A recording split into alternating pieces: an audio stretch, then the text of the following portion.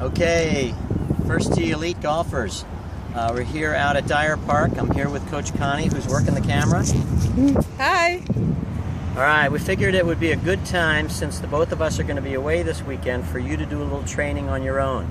We're going to go over some of the things that we talked about over the last 7 sessions. Not everyone has been there for everyone, but it's okay, because we're going to continuously go over this, and these are going to be some of the areas where we set up a training schedule for you to come out and do on your own. We're going to do each one of them. Come on over here. The tees are all set up here like you all have done before. They're set up at 2, 3, and 4 feet. Kids, if you can master or become excellent, like we've been talking about, from 2, 3, and 4 feet, you're going to lower your scores, period. You don't need to work on putts that are outside this range at this point. If you want to work on distance putting, we have a different drill for that, which we'll come back to. But over here, everything's set up at 2, 3, and 4 feet. We want you to come out on a regular basis and do this. You can do it on your own, you can do it on courses that you play and practice at, or you can come here. Hopefully we'll have this set up, the station set up every day. I want you to hit 4 putts in from 2 feet.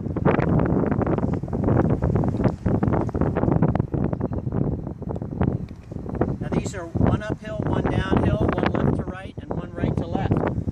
Then knock in 4 from 3 feet and 4 from 4 feet. Well, remember doing this so you don't have to see me. I'd like to be able to make all 12 putts. Now if you can make 12, see if you can make 24. If you can make 24, try for 36. If you can make 36, go for 48. If I stood out here, I would expect to make every one of these putts. Once I knew the break and once I knew the speed, I would expect to make every putt from 4 feet and in. Although when I'm on a course where I'm playing in a tournament, I don't make every putt from 4 feet.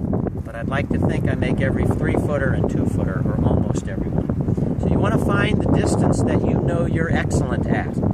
Practice that, plus a little bit farther than that. Work your way up to being able to make 12 in a row, 24 in a row, 48 in a row. Okay, now on to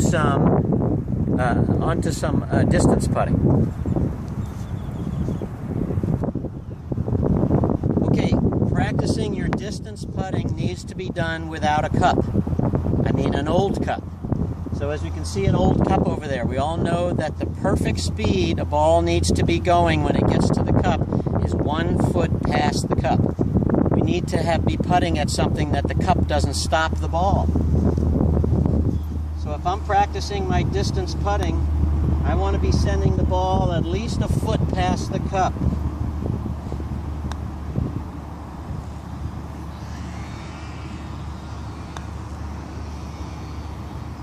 My third one was better than my second, and all 3 of those balls, probably if they were the right speed, would have gone in. So try to give the ball enough speed to go 1 foot past the cup if it doesn't happen to go in. You don't want to have a cup there stopping the ball. You don't know really the speed that you're sending it. Okay? We'll move. I'll be close now. Go. Okay, so we had a drill that we did last week to find the exact place where your club is striking the sand first.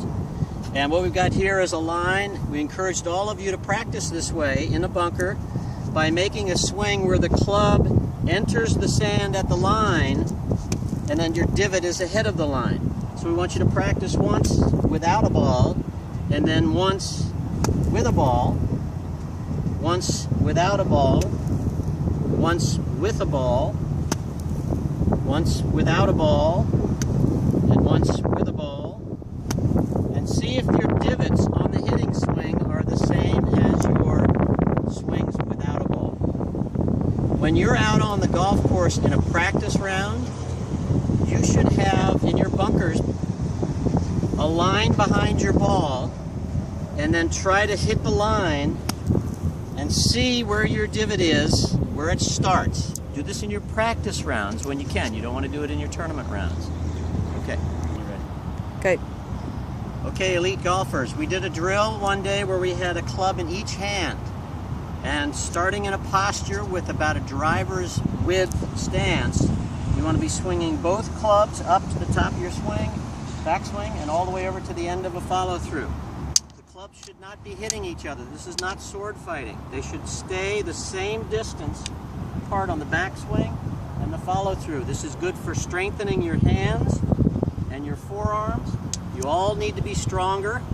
So this is a good way of strengthening both hands and swinging. This should actually be part of your loosening up and preparing for practice. Okay? Chipping. All right. That's right. That's good. All right, we also did chipping. So we want you to chip some balls with just your left hand and chip some balls with just your right hand. Left hand and then right hand. Good, Tony. Okay, elite golfers, we're way down at the back end of the range where we have the circles set up. This is a 6-foot radius.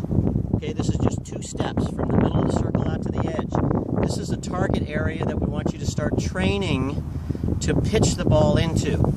Not necessarily pitch the ball into the hole, but pitching the ball into it. We all asked you where you could stand from the side of the circle and chip 50 balls in a row into the circle. After you all started 50, 60, and 70 yards away, you actually realized what I was asking you to do was find a distance that you can practice your pitching and hit a ball into a 6-foot radius circle. Most of you can do it from a yard. So what I want you to be doing, and you can do this with 10 balls, take 10 balls from 1 yard out of the circle and pitch 10 balls into the circle. And then move back to 2 yards and pitch 10 balls into the circle. And then after you've done 10, go to 3 yards, 4 yards, 5 yards, 6 yards, and start finding where you need to work harder and chip 10 in a row. So start at 1 yard, do 10, move back to 2 yards, move back to 3 yards. Eventually, because of the laws of accuracy, which you're going to learn if you stick with us here in this elite training, the laws of accuracy always start from a very close position and move back. And one of these days, you guys are going to be chipping 10 in a row in from 100 yards and 110 yards and 120 yards. Okay, so we'll see you all next week. Not this Saturday, but next Saturday. If you've got some time, we want you to come out and do some of this drilling on your own. You've all got your practice logs. If you didn't have it last week, Coach Amy's going to be here at 10:30. So any of you that didn't get your practice logs, come this Saturday, and Connie and I'll see you next Saturday. Good luck to everybody, and be excellent.